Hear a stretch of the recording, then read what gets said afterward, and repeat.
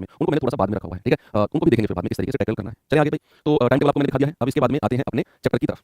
Chapter का नाम है बच्चे अनुपात और समानुपात। बड़ा आसान चैप्टर है और 5-10 मिनट में आपको इसका बेसिक बताऊंगा और फिर क्या-क्या चीजें इसमें बनती हैं वो हम पढ़ने वाले हैं, ठीक है। सबसे पहले मैं आपसे कहूं बच्चे अनुपात या फिर रेशियो का मतलब क्या है? आप बताएंगे मुझे रेशियो का मतलब क्या होता है? बच्चे अगर मैं आपसे कहूं कि दो संख्याओं का कंपैरिजन, क्या बोलूं मैं कि अगर दो संख्याओं का रिलेशन या फिर कंपैरिजन, रिलेशन कह दूं या कंपैरिजन कह दूं, तुलना, ठीक क्या होता है? उसी को ही हम रेशियो या फिर अनुपात कहते हैं। बच्चे इसको रिप्रेजेंट किया जाता है ए अनुपात बी इस तरीके से, और इसको फिर ऐसे भी बोल देते हैं ए अनुपात बी को ए बटे बी, इस तरीके से भी रिप्रेजेंट हम इसको कर देते हैं। इसके बारे में ही हमें डिटेल से पढ़ना है, ये अलग टॉपिक है, इसकी एक क्लास अलग से होगी आप लोगों की, ठीक है भाई। तो प्रोपोर्शन के बारे में डेफिनेशन अगर मैं बताऊं तो यहाँ रेशियो के बारे में हम लोगों ने क्या पढ़ा कि दो संख्याओं के बीच कंपैरिजन या फिर रिलेशन। प्रोपोर्शन होगा दो रेशियो के बीच, क्या होगा बच्चे? दो रेशियो के बीच कंपैरिजन, कंपैरिजन। जैसे अगर मैं कहूं एक रेशियो है ए बटे बी और एक रेशियो है सी बटे डी, तो अगर ये दोनों रेशियो इक्वल होंगे तो फिर ये संख्याएं क्या होंगी? समानुपातिक होंगी, प्रोपोर्शन में होंगी। हालांकि ये चीज हम बाद में पढ़ेंगे, हमारा जो अभी फोकस रहेगा वो है रेशियो पर। टॉपिक डालेंगे बच्चे आपका रेशियो। टॉपिक क्या है हमारा? पहला रेशियो, अनुपात, रेशियो, ठीक है। चलिए स्टार्ट करते हैं। वॉइस प्रॉब्लम, ठीक है, वॉइस तो कोई दिक्कत नहीं है, वॉइस ठीक है ना? हाँ ठीक है। तो चलो बच्चों एक बार सामने देखो, 5-10 मिनट का इसका बेसिक है पढ़ाकर, और बहुत मजा आपको आने वाला है। इसमें मैं आपको नई नई ट्रिक्स भी बताऊंगा कि हम ऑप्शन से ही रेशियो के सवालों को कैसे कर सकते हैं। अगर हमारे एग्जाम में रेशियो के सवाल बनेंगे तो नो डाउट बनेंगे ही बनेंगे, ठीक है। तो बच्चे रेशियो को अभी मैंने आपको एक चीज बताई कि रेशियो को किस तरीके से लिखा जाता है? ए अनुपात बी। अगर इसमें एक टर्म आता है बच्चे स्टैंडर्ड रेशियो, क्या आता है? Standard ratio. स्टैंडर्ड रेशियो क्या होता है? स्टैंडर्ड रेशियो होता है जब मैं यहाँ पर ए रेशियो बी लिखूं और ए रेशियो बी का HCF of A ratio B या ए और बी का जो एचसीएफ होगा वो 1 होगा, तो वो एक स्टैंडर्ड रेशियो कहलाया जाएगा। मतलब इसका क्या है? मान लो मैंने कोई, फॉर एग्जांपल बच्चे मैंने यहाँ पर लिखा 3:7। अब एचसीएफ 1 का मतलब है, ज्यादा टेंशन मत लो, मैंने कोई रेशियो लिखा 3:7 और यहाँ से कुछ भी कॉमन ना आए, कुछ भी कॉमन, मैं 3 और 7 में से कुछ कॉमन आ सकता है, नहीं आ सकता, तो ये एक स्टैंडर्ड रेशियो है। अगर मैं आपसे कहूं जरा मुझे बताइए, मैंने लिखा 6:9, क्या ये स्टैंडर्ड रेशियो है? 6:9 मैंने कहा जब कुछ भी कॉमन ना आए एक के अलावा, वो एक स्टैंडर्ड रेशियो है। बच्चे अगर मैं 6:9 लिखता हूं तो यहाँ से मैं 3 कॉमन ले लूंगा, 3 दूनी 6 और 3 3 9, तो ये एक स्टैंडर्ड रेशियो नहीं है, ये एक स्टैंडर्ड रेशियो नहीं है। स्टैंडर्ड रेशियो वही होता है जिसमें से कुछ भी कॉमन नहीं आ सकता। अब कोई रेशियो मैंने ए और बी लिखा, यहीं पे मैं फिर से आगे लेकर चलता हूं। कोई रेशियो मैंने ए रेशियो बी लिखा, ये पता है किसके बराबर होगा? ये होगा के ए अनुपात के बी के। अगर कोई रेशियो ए रेशियो बी है वो हमेशा इक्वल होगा के ए अनुपात के बी के। कैसे? जरा थोड़ा एग्जांपल के तौर पर देख लेते हैं भाई। अगर मैं यहाँ पर लिखता हूँ ए रेशियो बी, बच्चे मैंने यहाँ पर लिखा 2:3।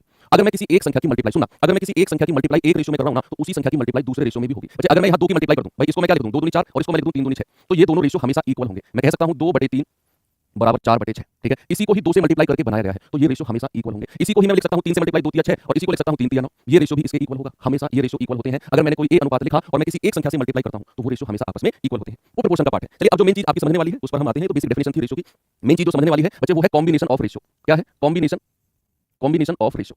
रेशियो को कैसे हम जोड़ते हैं, यहाँ आपको बहुत मजा आने वाला है। अगर मैं लिखूं ए रेशियो बी है 2:3 और मैं लिखता हूं बी रेशियो सी, यहाँ लिखता हूं 3:5 और मैं आपसे कहता हूं ए अनुपात बी अनुपात सी क्या होगा? जल्दी से बताएंगे अगर कोई बता सकता है तो। हिंदी में कोई जरूरत नहीं है बताने की।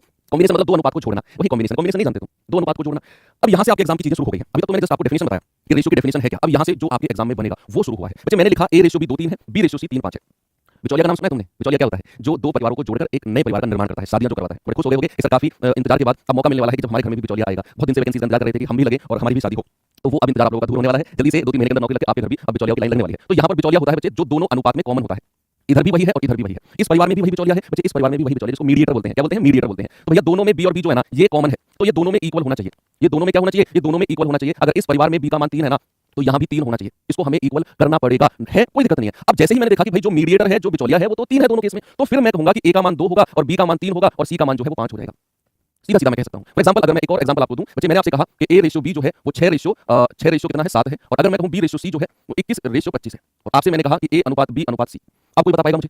कोई बता पाएगा मुझे कि भाई ए बी और सी का जो रेशियो है वो क्या होगा? अभी कंबाइन करना सीख रहे हैं। इसका एक मेथड और होता है जिसको बोलते हैं मैट्रिक्स मेथड, वो भी मैं आपको पढ़ाऊंगा। अभी तो जस्ट मैंने कहा कि अगर दो रेशियो को आपने जोड़ना है ना, जो दोनों में कॉमन है उसको इक्वल कर लो। अब यहाँ पर तो इक्वल था तो मैंने सीधा सीधा जिसकी वैल्यू थी वो लिख दी। अब बच्चे यहाँ मैं देखता हूँ कि भाई यहाँ जो मीडिएटर है, जो बिचौलिया है, वो बी है, दोनों में कॉमन तो वही है, और यहाँ ये 7 है, यहाँ 21 है। इसकी वैल्यू को हमें बराबर करना पड़ेगा दोनों में। अगर यहाँ ये 21 है, यहाँ 7 है, तो क्या मैं इसे 3 से गुणा कर दूं तो ये भी 21 बन जाएगा। भाई ये हो जाएगा 6 18 और ये हो जाएगा 7 21। क्या ये दोनों में बराबर हो गया? हो गया कि नहीं? हो गया। तो फिर आप ए की वैल्यू को 18 और बी की वैल्यू को 21 और सी की वैल्यू को 25 आप कह सकते हो सर बिल्कुल सही जवाब आपका हो जाएगा ये अनुपात। कोई दिक्कत नहीं है। ओके, बात समझ में आई? तो एक एग्जांपल और देकर और फिर मैं आपको मैट्रिक्स मेथड की तरफ लेकर चलता हूं। ये मैट्रिक्स मेथड जो है उससे कैसे कंबाइन करते हैं, एक क्वेश्चन और जल्दी से आप लोग मुझे आंसर बताएंगे। ए बी और बी सी का मैं आपको रेशियो देता हूं। मैंने कहा बच्चे 3 5 और यहाँ लिख दिया मैंने, हाँ यहाँ लिख दिया 6 और आपका 11, और आपसे कहा बताओ ए अनुपात बी अनुपात सी क्या होगा? इस तरीके से भी सवाल बन सकता है। हालांकि जब मैं सवाल करूंगा ना इसे, तो आपको कोई मैट्रिक्स मेथड, कोई बिचौलिया मेथड की जरूरत आपको नहीं पड़ेगी कंबाइन करने की। मैं सीधा ऑप्शन से आपका आंसर टिक करूंगा और आप खुद मुझसे पहले आंसर टिक करने वाले हो ऑप्शन देखते ही। ये बहुत गजब तरीका सबसे लास्ट में आपको बताऊंगा। लेकिन यहाँ पर फोकस करेंगे बच्चे, यहाँ पर जो कॉमन पार्ट है वो है बी, और मैं देख सकता हूँ कि भाई बी जो है एक तो 5 है और एक 6 है। सर ने बोला कि ये तो दोनों में इक्वल होना चाहिए, दोनों में इक्वल होना चाहिए। तो मैं क्या करूंगा बच्चे? मैं एलसीएम लूंगा किसका? 5 और 6 का। 5 और 6 का एलसीएम होता है जो इन दोनों में बड़ी संख्या है ना उसका पहाड़ा पढ़ते रहो, और जब दोनों से वो कट जाए एक ऐसी संख्या लाओ जो दोनों से कट जाए। 5 से भी कटेगी और 6 से भी कटेगी। बच्चे अगर मैं इस 5 को 30 बनाना चाहूं तो कितने से गुणा करूंगा? 6 से। तो फिर मुझे दोनों रेशियो को 6 से गुणा करना पड़ेगा। अगर मैं इस 6 को 30 बनाऊं तो कितने से गुणा करूंगा भाई? 5 से। तो फिर मुझे दोनों को 5 से गुणा करना पड़ेगा। ये कितना आ जाएगा? 6 18, 6 5 30, ये कितना है? 6 5 30 और 11 5 55। अब आप देख पा रहे हो जो दोनों में कॉमन था वो इक्वल हो गया, हो गया ना? वो दोनों में इक्वल हो गया, तो फिर आप सीधा कह सकते हो 18 30 और 55, ये आपका आंसर हो जाएगा। 18, 30 और 55। चलिए अब मैं एक मेथड दूसरा है जो कंबाइन करने का ही होता है वो लिखता हूँ और उस मेथड के बाद सीधा फिर हम आगे चलते हैं। बच्चे दूसरा मेथड है मैट्रिक्स मेथड, मैट्रिक्स विधि या मैट्रिक्स मेथड, इंग्लिश में ही नाम है इसका मैट्रिक्स मेथड। मैट्रिक्स मेथड क्या कहता है? मैट्रिक्स मेथड क्या कहता है बच्चे? मैंने यहाँ पर लिखा ए अनुपात बी 3, 4 और बी अनुपात सी लिखा 5 और 6। अब वो मेथड तो आपको आ गया कि दोनों को इक्वल कर लेंगे सर। मैं ना दूसरा मेथड आपको बताने वाला हूँ जो आपका इसी तरीके से इक्वल भी इन रेशियो को करने की जरूरत नहीं है और आपका आंसर बनेगा। बच्चे क्या करना होता है, जो दोनों में कॉमन है ना, जो दोनों में कॉमन है उसे बीच में लिखते हैं। जो दोनों में कॉमन है इस रेशियो में भी और इसमें भी, ए को इधर लिख दो और सी को इधर। अब देखते रहना, जो ए और बी का रेशियो है उसे ए और बी के नीचे लिखो 3 और 4 लिख दिया आपने। और अब इस लाइन में कुछ भी नहीं लिखा जाएगा, यहाँ एक बॉक्स बना दो। इस लाइन में जैसे ही आपने 3 और 4 लिखा ना, तो बच्चा इस लाइन में अब कुछ भी नहीं लिखा जाएगा, आप एक बॉक्स बना दो सिंपल सा। अब फिर आपने देखा बी और सी कितना है 5, 6, तो बी और सी जो 5, 6 है ना वो नीचे लिखो यहाँ पर। क्या लिखेंगे? नीचे 5 और 6। अब इस लाइन में कुछ भी नहीं लिखा जाएगा, यहाँ एक बॉक्स बना दो। और अब आपने अगला काम क्या करना है, ये बॉक्स भरने होते हैं। तो बॉक्स के सामने जो संख्या है वो बॉक्स में डाल दो, बॉक्स के सामने जो संख्या है वो बॉक्स में डाल दो और हो गया सवाल। इसकी गुणा इसमें करेंगे 5 या 15, इसकी गुणा इसमें करेंगे 5 चौके 20 और इसकी गुणा इसमें करेंगे 6 चौके 24 और यही आपका ए बी सी का अनुपात है। यही आपका एबीसी का रेशियो होगा, एबीसी का अनुपात होगा। ठीक है बच्चे, एक क्वेश्चन और दूं मैं आपको, ये नाम ही तो मैट्रिक्स लिखा है मैंने, बाकी तो सब मैं हिंदी में पढ़ा रहा हूं आपको, है ना। चलिए एक रेशियो और लिखते हैं। अगर मैंने एबी का रेशियो लिखा, मैंने लिखा 5 और 9 और मैंने लिखा एसी का रेशियो, एसी का रेशियो लिखा 3 और 5 और जल्दी से आप मुझे बता दो क्या होगा सी रेशियो बी रेशियो ए। अब थोड़ा सा आपको परेशानी पैदा हो सकती है, थोड़ा सा परेशानी हो सकती होगी, नहीं हो सकती है। मैंने यहाँ पर लिखा ए रेशियो बी 5 9 और मैंने लिखा ए रेशियो सी 3 5 और मैंने कहा बताओ सी बी ए क्या होगा। तो आपका जो आंसर है वो क्या होना चाहिए? अभी कॉन्सेप्ट पढ़े, सवाल की तरफ चलेंगे, इतनी जल्दी क्या है भाई, पहले सीख तो लो ये सवाल होते कैसे हैं, सीख तो लो पहले। देखो बीच में बॉक्स होगा ही नहीं, बीच में बॉक्स पता क्यों नहीं होगा, क्योंकि जो दोनों में कॉमन संख्या है उसको मैंने बीच में रखा है, बीच में बॉक्स कभी आएगा ही नहीं, उसकी परेशानी आप लो ही मत, कभी नहीं आएगा। जैसे अब मैंने देखा कि भाई यहाँ पर जो कॉमन है वो है ए, यहाँ पर जो कॉमन है वो क्या है बच्चे, यहाँ पर कॉमन है ए, तो उसको लिख लो ए बीच में, एक तरफ बी लिख लो और एक तरफ सी लिख लो, बस। अब क्या करना है, आप जानते हैं ए और बी का जो रेशियो है वो 5 9 है, यानी कि ए के नीचे 5 लिखना है और बी के नीचे क्या लिखना है, बी के नीचे 9 लिखना है, बी के नीचे क्या लिखना है 9।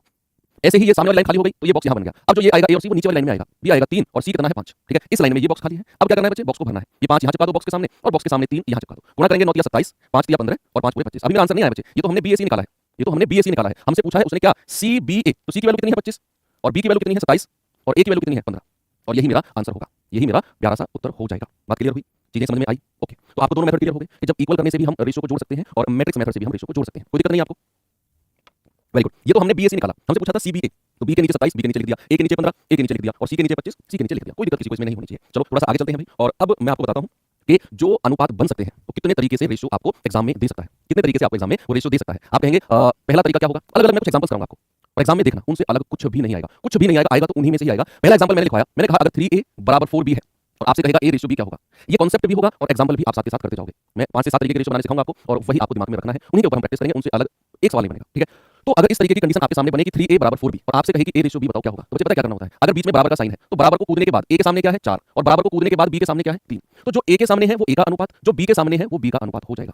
तो यहाँ से ए रेशियो बी क्या मिल गया मुझे बच्चा 4 3 का। चलिए दूसरा एग्जांपल क्या है, अगर मैं आपसे कहूँ 3a बराबर 4b बराबर 5c और आपसे कहूँ कि ए बी सी का रेशियो बताओ, ए बी सी का रेशियो क्या होगा।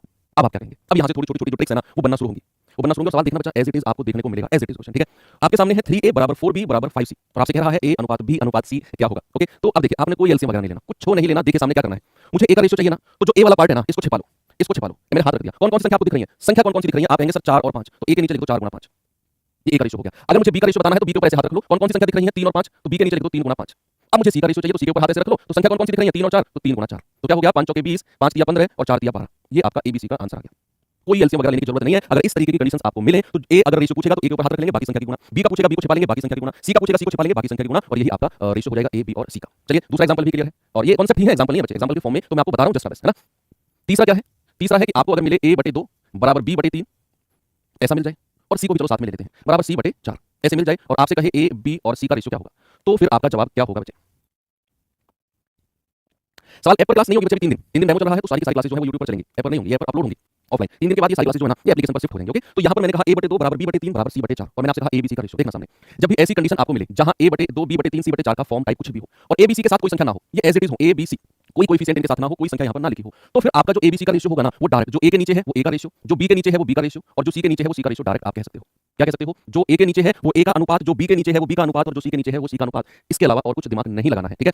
चौथा आपका एग्जांपल क्या बनेगा, फोर्थ एग्जांपल क्या बन सकता है, अगर आपको यहाँ दिया हुआ है a ratio b ratio c और यहाँ पर मैंने कहा चलो a और b का देखते हैं पहले, मैंने कहा ये जो है रेशियो 2/3 और 3/4 है और आपसे कहेगा कि इस रेशियो को ना एक स्टैंडर्ड रेशियो बनाओ, आसान रेशियो बनाओ, तो फिर आप क्या करेंगे, और यहाँ से मुझे चाहिए a रेशियो b, आसान रेशियो, सिंपल संख्या वाला रेशियो, तो फ्रैक्शन है, भिन्न वाला है। तो बच्चे इसमें क्या करते हैं हम, जब भी a 2/3 3/4 है तो इसके दो तरीके होते हैं। एक तरीका क्या है कि आप 3 और 4 का एलसीएम लो, भाई 3 और 4 का जो संख्या डिनोमिनेटर में है 3 और 4, अगर मैं उनका एलसीएम लूंगा तो बच्चे कितना आएगा 12, 4 का एलसीएम है ना उसकी गुणा दोनों में कर दो, यहाँ भी और यहाँ भी दोनों में कर दिया, तो ये कितना आ जाएगा, 3 से कटेगा 3 चौके 12 और 4 दूनी 8, ये कटेगा 4 तिया 12 और 3 तिया 9, तो a और b का रेशियो क्या बन गया, आप कहेंगे सर a और b का रेशियो बन गया 8 9। लेकिन एक तरीका है जहां आपको एलसीएम लेने की जरूरत नहीं है। कैसे, मैं आपको बताता हूं कि अगर आपके पास ऐसे बने कि a रेशियो b जो है, इसी को लिखता हूं मैं दोबारा 2/3 और 3/4 और आपको चाहिए AB का रेशियो। तो करना क्या होता है, क्रॉस मल्टीप्लाई, इसकी मल्टीप्लाई इसमें कर दो और इसकी मल्टीप्लाई इसमें कर दो। बच्चे इसकी इसमें करेंगे तो कितना आएगा, 4 दूनी 8 और इसकी मल्टीप्लाई इसमें करेंगे तो कितना आएगा, 3 3 9। तो क्या आपका वही रेशियो आ गया, कोई एलसीएम लेने की जरूरत पड़ी नहीं, आपने क्रॉस मल्टीप्लाई किया, 2 चौके 8 और 3 3 9। ये जो मैं लिखवा रहा हूं ना 1 2 3 4 करके, ये ध्यान रखना, ये सवालों में किसी ना किसी फॉर्म में आपको देखने को मिलेंगे। ऐसा नहीं है कि आप सोच रहे हो कि सब सवाल ऐसा ही बनेगा क्या, नहीं, ये बड़े बड़े सवालों में इस फॉर्म में देखने को मिलेंगे, वहां से आपको इस फॉर्म में बनाना पड़ेगा और फिर आगे फर्दर सवाल को सॉल्व करना पड़ेगा। ठीक है भाई, 4 हो गए, 5वां चलो देख लेते हैं कि अगर 3 दिया हो ABC, मान लो मैंने यहाँ पे कह दिया 2/3, 5/6 और 7/9 और मैंने आपसे कहा कि भाई अब इसका ना स्टैंडर्ड रेशियो बनाओ, तो फिर आप कैसे बनाएंगे बताओ जल्दी से। स्टैंडर्ड रेशियो फिर आप कैसे इसका बनाओगे, तो पता है क्या करना है, जो डिनोमिनेटर है उसका एलसीएम ले लो, जो डिनोमिनेटर है उसका एलसीएम ले लो। तो बच्चे एलसीएम ऑफ 3 6 और 9, मैंने कहा एलसीएम के लिए सबसे बड़ी वाली संख्या का पहाड़ा पढ़ो और एक ऐसी संख्या पर आकर रुको जो 3 से भी कटे और 6 से भी कटे। तो 9 दूनी 18, भाई मैं जानता हूं 9 दूनी 18, वो 6 से भी कटती है और 3 से भी कटती है। एलसीएम कितना हो गया 18, तो 18 की गुणा तीनों में कर दो, यहां भी और यहां भी। ठीक है, तो 3 6 18 और 6 दूनी 12, ये जाएगा 6 3 18 5 3 15 और ये जाएगा 9 दूनी 18 7 दूनी 14। तो आपका आंसर कितना आ गया, 12 15 और 14। इस तरीके से आप 3 वालों को कर सकते हो। यहां क्रॉस मल्टीप्लाई नहीं कर पाओगे क्योंकि यहां 2 की क्रॉस मल्टीप्लाई करोगे तीसरा रह जाएगा, इन दोनों की करोगे तीसरा रह जाएगा, क्रॉस मल्टीप्लाई से हो जाएगा लेकिन वो डायरेक्ट नहीं बनेगा, फिर आपको एक स्टेप और जाना पड़ेगा, है ना। तो बढ़िया है कि यहां आप एलसीएम वाले तरीके से करो, तो आपका जो स्टैंडर्ड रेशियो है वो बड़ी आसानी से आपको मिल जाएगा। चलो ये भी क्लियर हुआ, चलते हैं छठे एग्जांपल की तरफ। भाई अगर कहीं ऐसा हो कि 2/3A बराबर 5/6B बराबर 7/9C, अब यहाँ रेशियो वाला साइन नहीं है, बराबर वाला साइन है, तो फिर आप क्या करोगे।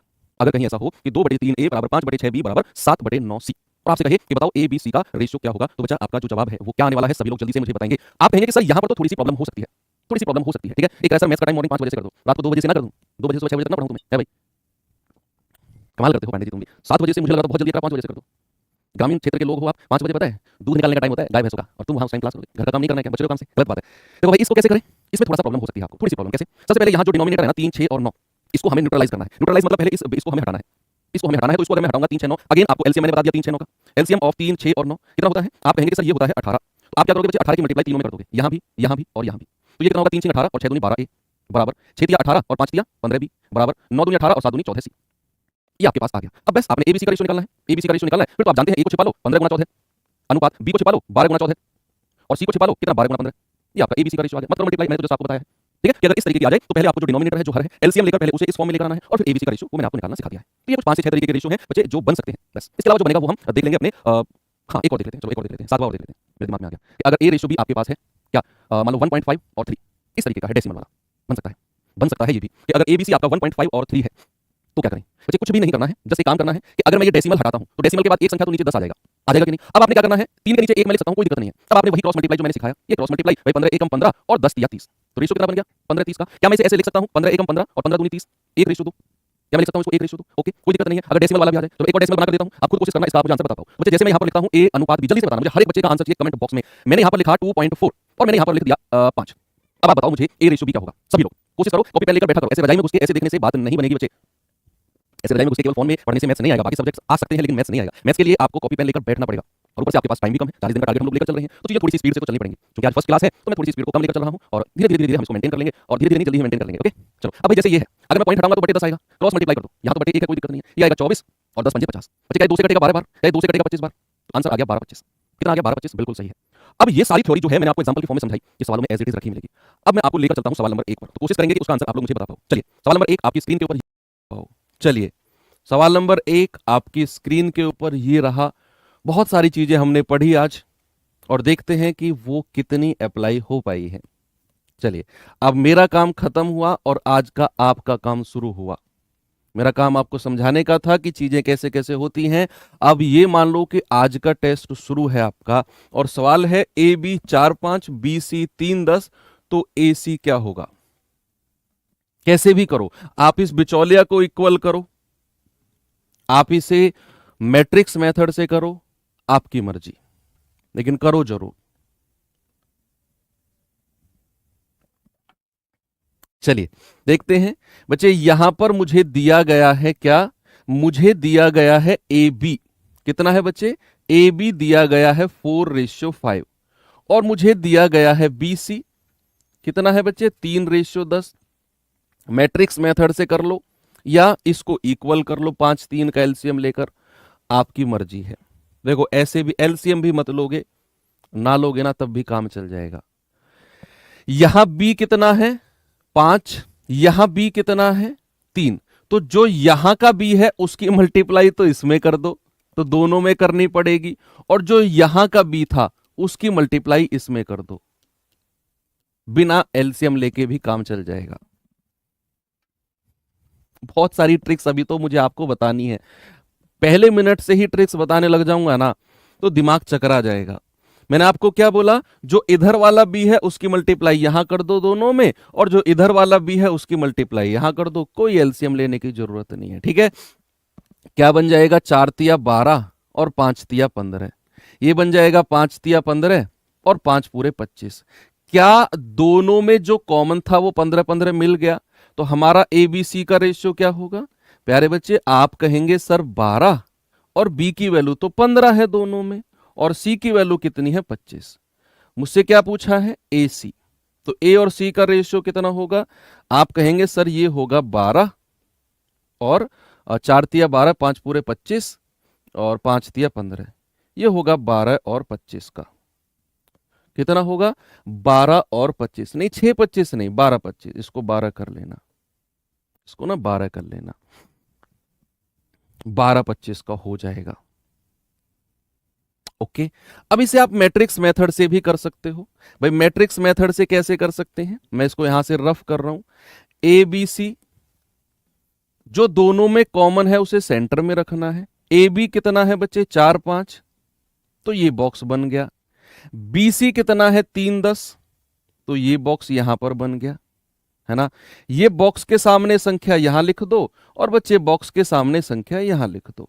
तो कितना आएगा, ये आएगा आपका 4×3 = 12, नहीं 1 सेकेंड, 4×3 = 12, 5×3 = 15 और 5×10 = 50, 3×10 है ना। ये 3×5 क्यों लिखवाया आप लोगों ने, 3×10 होगा ये 3×10 है, सॉरी 3×10 है।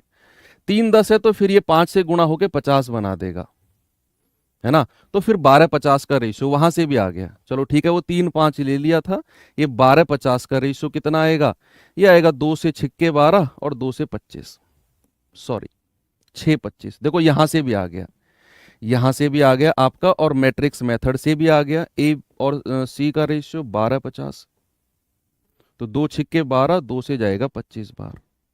क्या आंसर आ गया, 6×25, बिल्कुल सही है। वो हमने 3 और वो ले लिया था, 3×10 का रेशियो है। ओके, कोई दिक्कत नहीं है। तो आपका आंसर कितना आ गया भाई, 6×25 का। चलिए एक सवाल और लेकर चलता हूं, और यहां पर आपसे मैं कहूंगा कि ट्रिक का टाइम आ चुका है। आपको कोई मैट्रिक्स नहीं लगाना, कोई इक्वल नहीं करना, जस्ट आपने देखना है और आंसर लगा देना है कि भैया आंसर डी होगा, 5 सेकंड के अंदर। कैसे, मैं भी बताऊंगा आपको।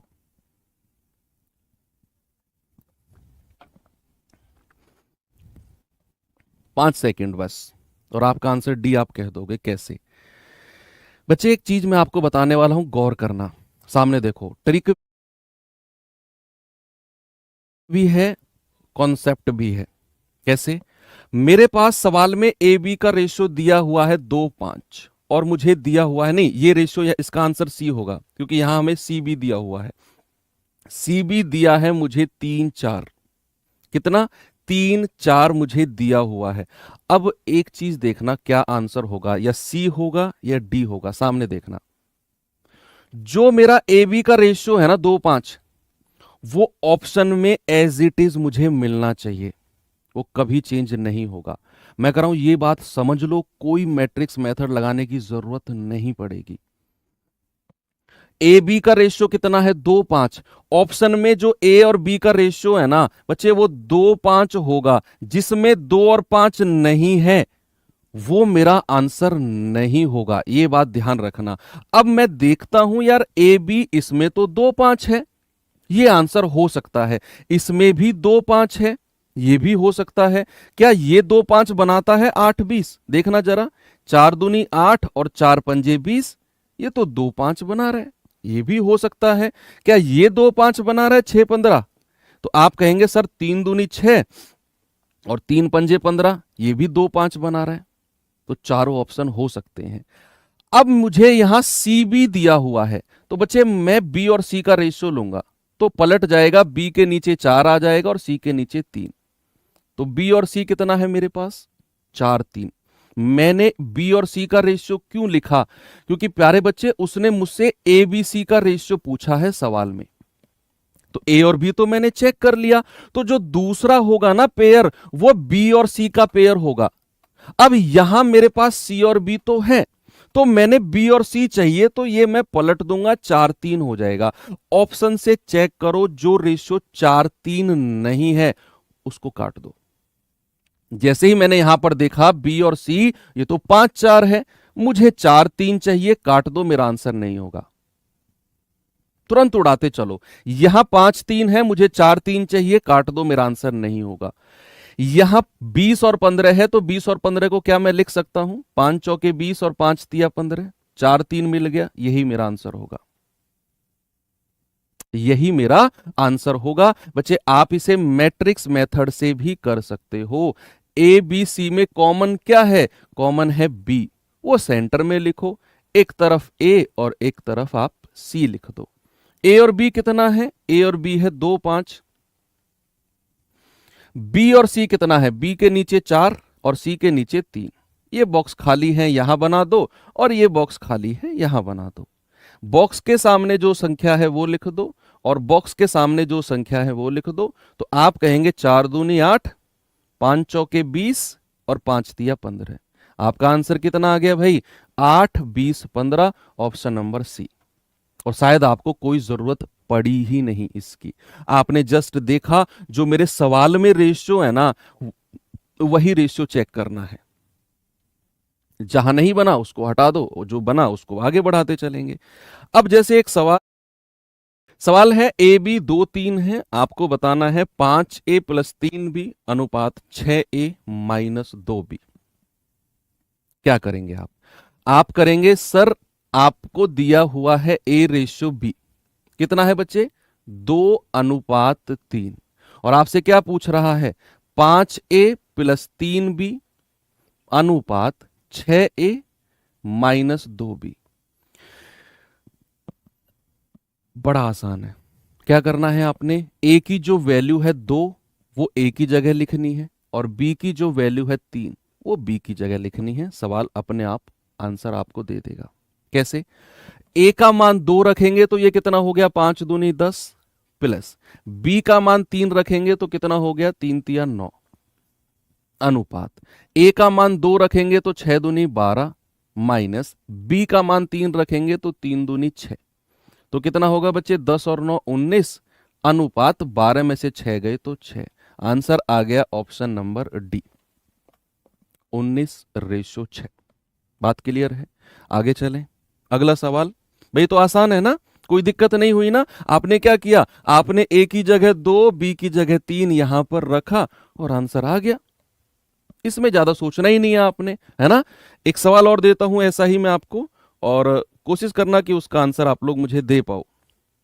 ये रहा सवाल, चलिए बताएंगे बच्चे जल्दी से क्या होगा उत्तर, बताओ। सवाल है, यदि a अनुपात b 2-3 है और c अनुपात d जो है वो 5a अनुपात 3b है, तो आपसे पूछा उसने क्या, आपसे पूछा कि 2c/5d क्या होगा।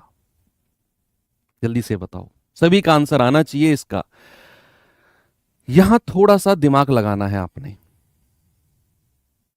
सर छत्तीसगढ़ वाले बच्चे भर सकते हैं, देखो आप अगर यूपी से अलग बच्चे हो, आप सभी फॉर्म भर सकते हो, बशर्ते आप किसी भी कैटेगरी में आते हो। अगर आप स्टेट में आओगे, किसी भी स्टेट का फॉर्म भरते हो, तो आपको जनरल कैटेगरी में काउंट किया जाएगा।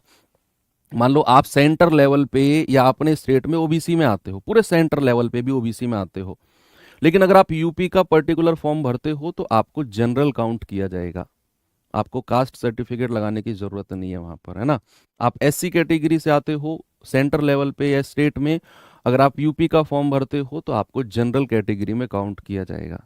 भर सकते हो, कोई दिक्कत नहीं है, ठीक है बच्चे। यहां हमको दिया हुआ है a/b 2-3, और आपको एक चीज और दे दी उसने, c/d, और वो क्या दिया है, 5a और 3b, ये मुझको दिया हुआ है। अब मैं यहां पर क्या करूं, और मुझसे पूछ रहा है 2c/5d। पहले तो c और d चाहिए मुझे। पहले तो मुझे सी और डी का मान चाहिए, तभी तो बच्चे मैं सी और डी की जगह यहां पर रखूंगा उसे। तो मैं क्या करूंगा, ए की जगह 2 और बी की जगह 3 यहां पर रखूंगा पहले। तो ए की जगह 2 रखूंगा तो ये कितना हो गया, 5 दूनी 10, और बी की जगह 3 रखूंगा तो ये कितना हो गया, 3 तिया 9। क्या आपको सी और डी का रेशियो मिल गया? यहां डायरेक्ट नहीं रख पाते थे हम, लेकिन मुझे पता चला कि जो सी और डी का रेशियो है वो तो 5 ए और 3 बी है, और ए और बी का रेशियो मुझे दिया हुआ है। तो बच्चे मैं ए और बी की जगह 2 और 3 यहां पर रखूंगा तो सी और डी का रेशियो 10-9 मिल जाएगा। बस हो गया सवाल। अब उठाकर मुझे ये चाहिए ना, उठाकर रख दो 2 सी और 5 डी। तो सी की जगह 10 और डी की जगह 9 रख दो। तो सी की जगह 10 रखूंगा तो 10 दूनी 20, और डी की जगह 9 रखूंगा तो 9 पंजे 45। तो कितना आएगा बच्चे, 5 से जाएगा आपका 5 नाम 45, और 5 से जाएगा 5 चौके 20। क्या आंसर हो जाएगा, 4-9 बिल्कुल करेक्ट जवाब। कोई दिक्कत नहीं है, आराम से कर सकते हो। चलो एक और सवाल देता हूं, ये रहा सवाल, अब बताएंगे जल्दी से। और यहां पर हम अपना वही दिमाग लगाने वाले हैं, अपना वही दिमाग लगाने वाले हैं हम, कि जो रेशियो मेरे सवाल का होगा वही रेशियो ऑप्शंस में होना चाहिए। और देखना बहुत स्पीड से आपका आंसर आने वाला है, बहुत स्पीड से। लगाओ दिमाग, कोई बताएगा इसका आंसर सबसे पहले। देखो तुक्का नहीं मारना है, तुक्का मारने से काम नहीं चलेगा।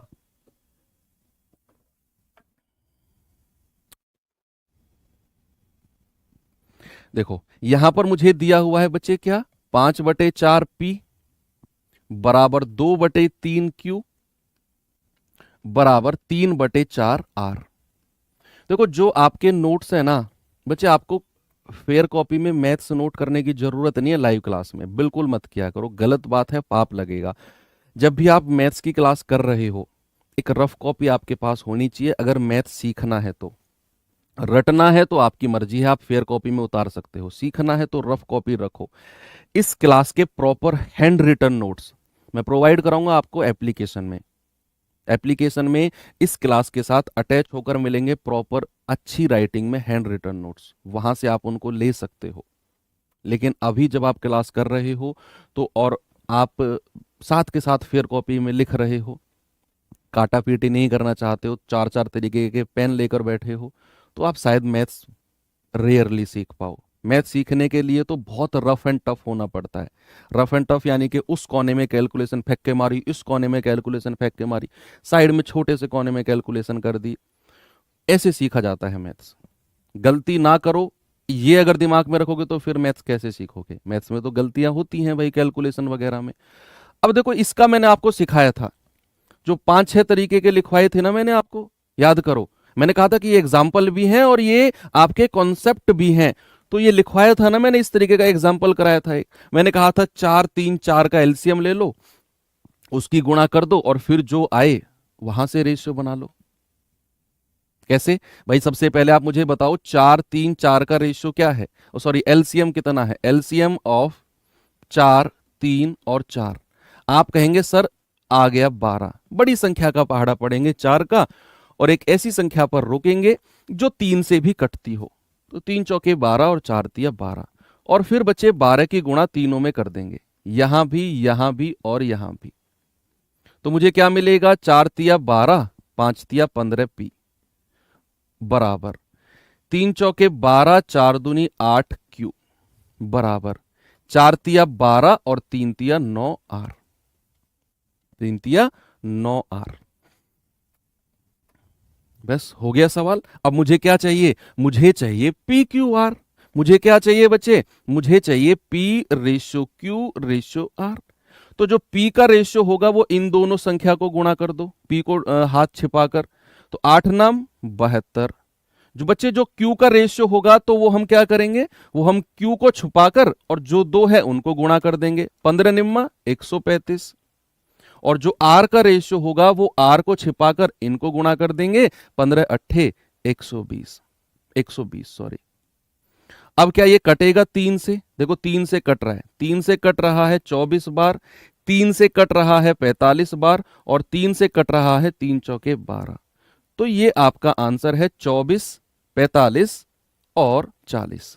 ऑप्शन नंबर ए आपका सही जवाब है। लेकिन अगर मैं कहूं आपसे कि आप यहां थोड़ा सा कम मेहनत करके भी आंसर बता सकते हो, थोड़ा सा कम मेहनत करके, बताऊं कैसे? चलो बताता हूं। ये रफ कर दूं भाई, सारा रफ कर दूं ना? कम मेहनत करके कैसे आंसर निकाल सकते थे इस सवाल में हम। मैं यहां से इसको रफ कर रहा हूं और देखना बहुत आपको अच्छा लगने वाला है वो तरीका। कैसे? आपको कोई एलसीएम नहीं लेना, कोई चीज नहीं छिपानी, आपने जस्ट देखना है, थोड़ा सा मुस्कुराना है और सवाल आ जाएगा। आप क्या करो, पी और क्यू का रेशियो लो, बस भूल जाओ आर नाम की भी कोई चीज है। अभी पी और क्यू का रेशियो ले रहे हैं हम। क्या है मेरे पास? 5/4 पी बराबर 2/3 क्यू। कोई दिक्कत नहीं है। यहां क्रॉस मल्टीप्लाई कर दो। अगर मैं क्रॉस मल्टीप्लाई कर दूंगा तो कितना आएगा?